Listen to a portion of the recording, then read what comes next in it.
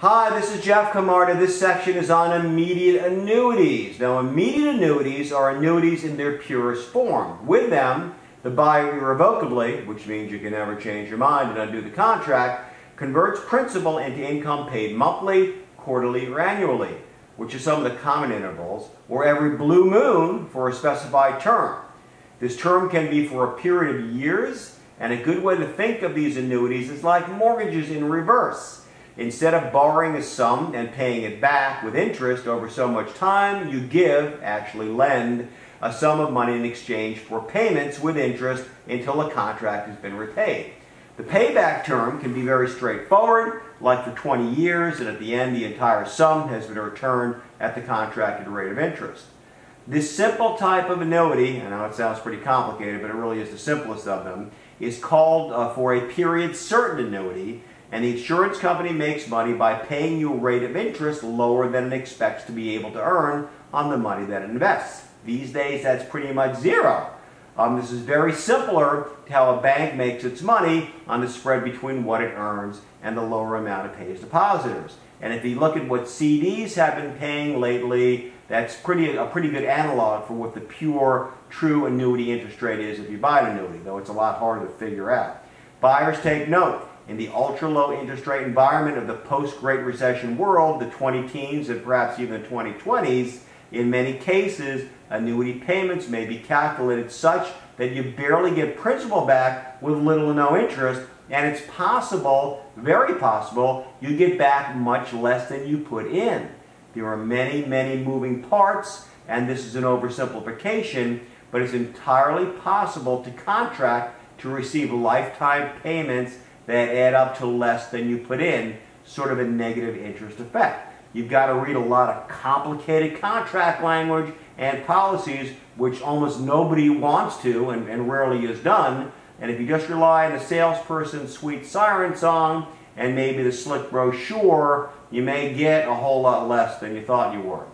But annuities, being life insurance contracts, are subject to the dark art of actuarial science, the cold equations of money and death, and most annuities are based on payouts figured on the life expectancy of the annuitant. That would be you, typically, if you're buying the annuity. With enough lives in a pot, an actuary can pretty precisely calculate the average payout period based on the average life expectancy of annuitants, and price annuity interest payout rates accordingly, such that the insurance company is very likely to make money. A pure life annuity pays for only so long as the annuitant shall live. Annuity payments continue only so long as the annuitant is alive. If we assume an average life expectancy of 20 years for a given age class, the insurance company really makes out on those that die sooner and gets hurt on those that outlive the 20-year life expectancy. This latter point, the ability to contract for income lasting longer than life expectancy if you live a long time, really is a key benefit of annuities that nothing else except a pension, which is really an annuity, if you look at it carefully, will do. So this is actually a feature, a very valuable feature that nothing but annuities will do. There will be more on these so-called longevity credits later in these videos and in the Wealth Matters material. But of course, as in Vegas, the insurance companies don't ever expect to actually get hurt. Sometimes they do because they miscalculate, but it's rare. So long as they have enough players and they get the odds right, the law of averages come into play, and the house will always win with those two provisos, since it's the one who gets to set the odds, again, provided it's smart enough to set them right, which isn't always the case. So let's look at an example. Let's look at an example from the good old days when the word interest actually meant something.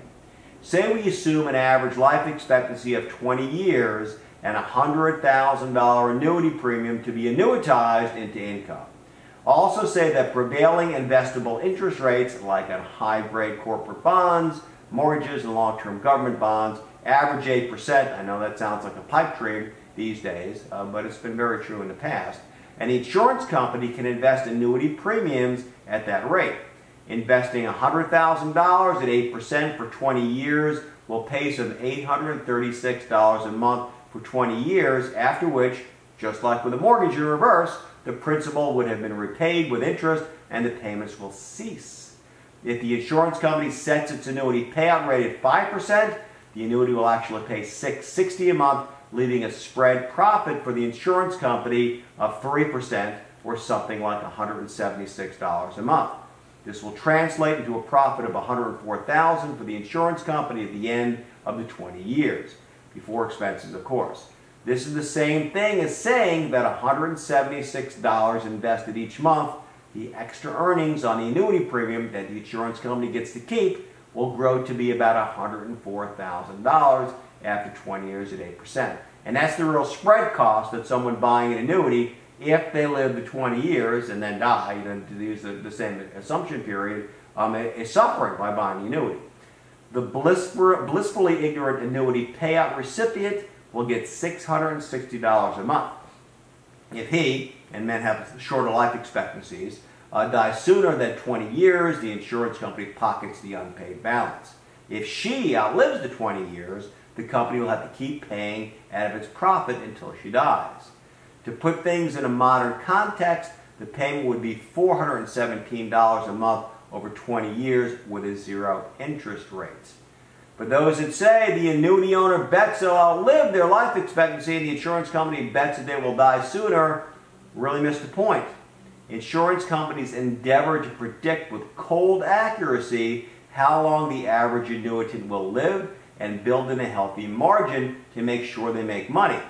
And the trick is really in the interest rate used to figure the annuity payments. The lower it is, the lower the payment, and the more profitable the product for the company. Back in the 1990s, as a life agent selling these kinds of products, I was constantly amazed at the difference in offered payouts for the same person for the same premium. Given, we presume, the same assumed life expectancy and the same premium dollars offered, the monthly payout quotes varied widely. The only difference was in the interest rate used to figure the payout, and the profit for the insurance company, and the commission paid to the agent. The more profit for the insurance company and the higher commission, it's got to lower the payments. Something's got to give, right? Once you get a feel for this sort of black art, all kinds of payout periods come to mind. Jointed survivor means we'll pay until the last of 2 people die, and of course, given their sexes and ages, we can figure a joint life expectancy on which to base this payout period. Joint and 1/2 survivor, no problem. We'll figure full payout for his life expectancy, then mix a payment cut in half for the balance of her life expectancy after he dies. Again, remember, men live typically shorter. Refund annuity, where they'll pay out the unpaid balance of the unpaid initial premium in case he dies before getting all of his initial outlay back at his death. Piece of cake. Since the insurance company can easily compute the average payout term in any such scenario, making money is pretty easy, since it can always figure a payout level less than what it will make on the money paid in via the immediate annuity premium, provided it gets average life expectancy assumptions right. Of course, it does go without saying that the layperson is pretty helpless at trying to duplicate the math and evaluating just what a fair payout level might be. A lot of professionals, professional advisors, and I use that term pretty broadly, but a lot of even very well-studied advisors have a hard time doing the math. It's very, very complicated.